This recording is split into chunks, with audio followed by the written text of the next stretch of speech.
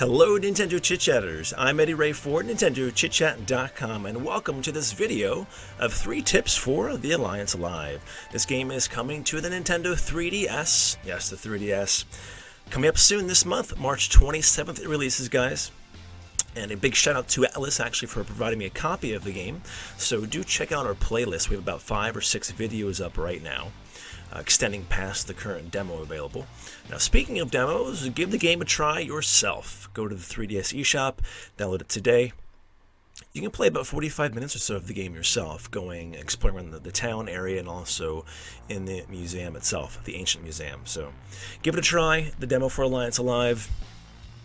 Now, the tip number 1 today, guys, on our menu is, of course, exploring the world, the compass. The compass is not a real-time compass. It will give you a direction of where you're going. In this case, the compass is showing up being in the south position, but up won't always be the south position. So in some games where you have compasses and you have camera control, of course you'll see the compass move depending where you're facing. However, if I look or go to the right, the compass stays exactly where it's at. So if you're supposed to go to an eastern area or something, do look at the compass in the upper left and see which way E or eastern side is facing. In this case, E is going to the left, so you want to go to the left of the map here. In some cases, the orientation may be totally the opposite here, depending on how the game is showing its camera perspective to you. Coming in out of towns or guild towers, the game will change some camera perspectives on you, and then of course you'll have the compass changing on you. Like in this case here, we have north and east, west and south, so we're kind of moving in a northeast pattern here. But again, the compass does not move as you move.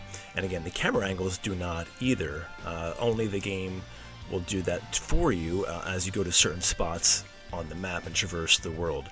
So do keep an eye out where you're going. Look for landmarks.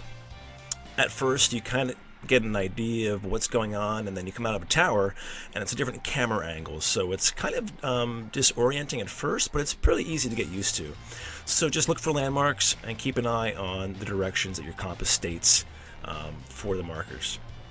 Alright, and then of course our second tip is on Ignition, which is a really cool gameplay mechanic. Now Ignition is a battle mechanic that kind of charges up a meter as you're battling, and once your meter charges all the way up, you have this ignition state. Your character gets like this glowing aura, as you can see here in the screen, around him or her, and then you can do a final strike on your enemy. Keep in mind though, when you do the final strike, you may deal a death blow to the enemy, but you also will lose your weapon. Your weapon will break. Now the game does tell you this, but of course it's easy to forget. So when doing your final strike, do keep in mind you lose your weapon. And as the screen here shows you, you can see the meters almost all the way up to the top there for Ignition. So if you have a weapon that you like and don't want to break it, don't use Ignition and your final strike for that weapon. Alright, and tip number 3 involves avoiding these pesky and ugly water devils. They are strong and they are ugly and they're annoying. Now the game does a good job at telling you of what they are and how to expect them. Of course they're found in water, being called water devils. So in rivers, waterbeds, oceans, corridors like this, if there's places you have to go, be very careful of avoiding them at all costs. In this case here, I did not, and we actually got into a chain battle with some regular enemies and 2 water devils, and they will kill you, especially early in the game. You'll probably encounter your first one about an hour and a half into the game or so, and what you want to do is just keep running and know where you're going. Now in some cases there's going to be chests that you want to kind of explore and find and get to, or gems hidden about the areas, and you can only traverse certain areas that have water devils nearby. So make sure you know where you're going, you have a good plan of how to get out, and if you do get into battles with these guys, you probably will die. The game gives you retries if you want to, and of course you can continue from your last save state as well. So keep that in mind and make sure you save your games regularly to avoid the annoyance of water devils in the game. Alright guys, and of course there's a picture up close of the water devil. It's pretty scary.